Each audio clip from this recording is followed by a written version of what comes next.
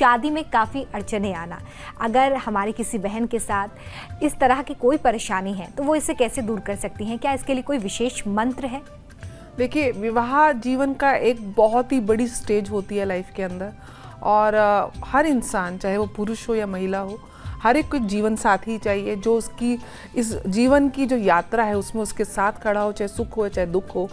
तो विवाह से संबंधित कई बार मांगलिक दोष जैसे कुंडली में होता है, या और भी कई दोष होते हैं जिसकी वजह से विवाह में अड़चन देखी जाती हैं कि आपकी जो उम्र है वो इस योग्य हो चुकी है, लेकिन आपको अपने हिसाब से आपको पार्टनर नहीं मिल पा रहा है, या विवाह हो चुका है तो अपने जो आपके पति हैं या पत्नी है उनके साथ अनबन है, एक अंडरस्टैंडिंग आपकी उनके साथ नहीं है, या फिर विवाह में कुछ बाहरी ताकतें हैं। कई बार परिवार के कुछ सदस्य होते हैं जिनकी वजह से आपके आपसी संबंध खराब होते हैं, या आर्थिक कई बार तंगी होती है, उसका असर भी आपके विवाह पर पड़ता है। और कई बार ऐसा देखा जाता है कि संतान प्राप्ति में भी अगर विघ्न आ रहा है या संतान को भी कष्ट है तो विवाहिक सुख में वहाँ भी कमी आती है। तो मूल रूप से आपको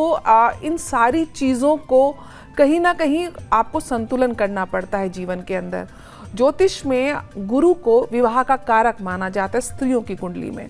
और पुरुष की कुंडली में शुक्र को भार्य का कार्य माना जाता है। तो कुंडली में अगर गुरु और शुक्र या फिर सप्तम भाव या सप्तम भाव का स्वामी कहीं से पीड़ित होता है तो विवाह के सुख में बाधा आती है। तो अगर आपको माँ की सेवा करनी, देखिए माँ का आशीर्वाद तो हमको हर स्थिति में चाहिए, तो आपको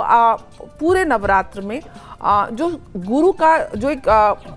एक तरीके से सिग्निफिकेटर होता है वो हल्दी होती है। आप रोज माँ को हल्दी अर्पण करें और साथ में गुरु की एक माला ओम ग्राम ग्रीम ग्रौम सह गुरुवे नमः या भगवान विष्णु की एक माला आप माँ के चरणों में समर्पित करें। साथ साथ क्योंकि देवी दुर्गा जो हैं शिव की भार्या है, शिव की आराधना, शिव की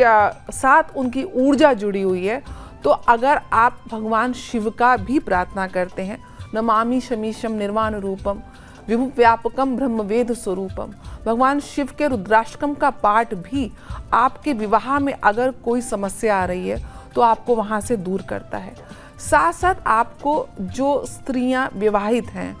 उनके लिए आपको श्रृंगार का सामान उनको दान करना,